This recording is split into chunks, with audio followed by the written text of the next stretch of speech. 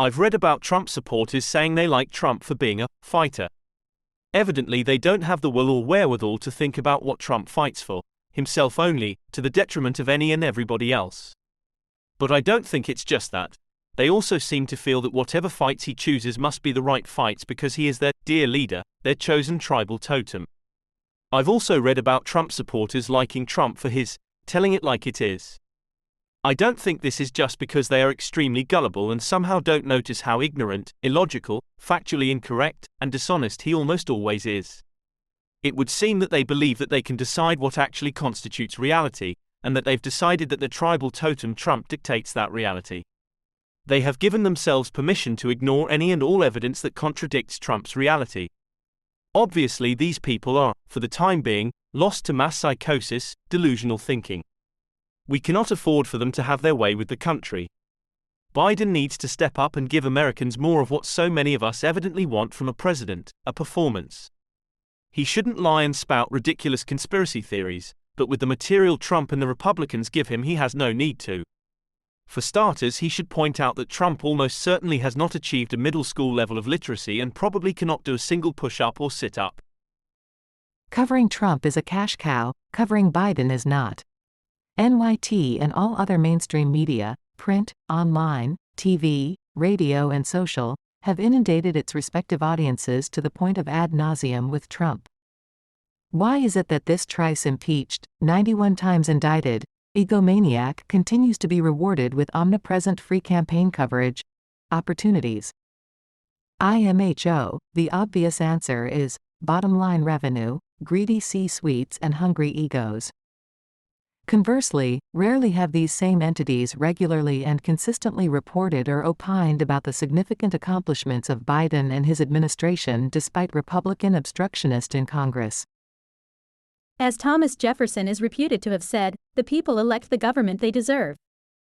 The Republican base are getting ready to nominate Donald Trump and they will reap the whirlwind they deserve, hopefully in the form of a crushing 2024 general election defeat. There is a price to be paid for choosing entertainment over substance. The COVID vaccine was the work of 20 years of scientific research, done by a large number of scientists that were people of color, and Trump nearly negated any benefit of it with his blathering. He deserves no credit, sorry. He would have cancelled funding for it decades ago, before there was immediate need, because Republicans have no faith in pure research. Everything is transactional to them. Stop it with praise about the very few things that coincidentally worked between 2017 to 2020. The administration was a dumpster fire that nearly destroyed America and the entire idea of democracy. Does anyone really believe that Trump will accept the election results if he loses? The point that needs to be made by Democrats is that abortion is healthcare. That slogan may not be very informative on its face, but it is true. Women can die from various complications of pregnancy. Abortion is not just about babies. What I am hoping for in 2024 is peace in this world. Is that too much to ask? What if Haley wins? Do we start speculating on her VP pick? Maybe Governor Sununu, who seems to be her top supporter. A close second may be one of the CNN anchors, such as Dana Bash, who seems to be pushing her candidacy. That life wasn't getting better for middle and working class America. In 1953, economist Milton Friedman argued that economics could be an objective science in precisely the same sense as any of the physical sciences. Per Friedman, any moral evaluations are irrelevant. The conceit of scientific impartiality lets mainstream economists promote various dubious claims that economic growth requires high inequality, that increasing corporate concentration is inevitable, that people can only be motivated to work by desperation. These claims morphed into discourse, then policy, becoming an excuse for maintaining the status quo as the result of inevitable and immutable laws became accepted dogma in 1980. Since 1980, more money has been spent on tax cuts than on infrastructure. Less enforcement and repeal of financial rules has made it easier for fewer people to accrue more wealth. Less enforcement of merger acquisitions rules have reduced the number of industrial players, and by extension, jobs. Lower taxes have reduced educational and job training investment, etc. Reagan was elected in 1980, and it's been downhill economically for the blue-collar worker ever since. Yet Fox News, owned by an Australian oligarch, has persuaded blue-collar workers to vote against their own interests. Trump has been quoted recently for saying he hopes the economy would crash in 2024. Could this be that even DT admits that the economy is doing well? And his presidency was not the unmitigated disaster his critics claim. Of course it was. What world do you live in? Non-stop lies, the disdain of our allies, the appointment of radical conservative justices, reckless tax cuts, emoluments, lack of progress on climate change, the stealing of top-secret information, and the selling of favors to a foreign government. I can go on, and then it was capped off by a coup. Trump on the ballot in 2028? If he wins, he is ineligible. If he loses, he will try to take power. If he succeeds at being a dictator, there will be no election. Conservative columnists will never talk about the real issues of this election.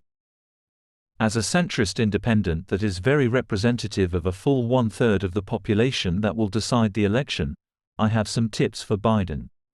The biggest one is talk about the issues independents care about, and they are very different than what the progressive base cares about. Democracy, just stop. Don't say it again. Your claims it is under threat are rank hypocrite given the way you have been beat down by the Supreme Court for abusing executive privilege. Trump is not bigger threat than you are. Immigration, go as far to the right as you get away with. Trump never paid for his policies because most people understand they were and are needed. Student loans, stop giving away taxpayer money to people who don't deserve it, or at a minimum, stop talking about it. People took loans out of their own free will, let them pay them back. Abortion, talk about it but don't let it drive your campaign. It is a secondary issue. Don't let Trump turn this around on you because there is an opening. Once the debate turns factual, a majority of Americans oppose abortion after the first trimester, a fairly large majority at that. This is like Alice in Wonderland going down the rabbit hole, although almost remotely possible. Elise Stefanik, at age 39, she would succeed Trump, too horrendous for contemplation, a heartbeat away. This is territory for Bond villains. It's right down the road to the banana republic as we continue to grow a deficit of democratic practices and declining social safety net. Vote. People are unhappy because of COVID. It takes a long time to get over a pandemic. They want their old life back, but you can't go back.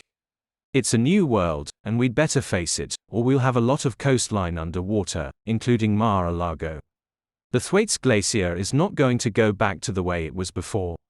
Today, my wife went in for a mammogram, and at the check-in was a woman talking loudly how they, the nebulous, they, are replacing our blood with vaccinations, and, they, want to replace us all, and Fauci was a terrible man and Biden needs to go, and my thought was, what was she doing inside a hospital and clinic?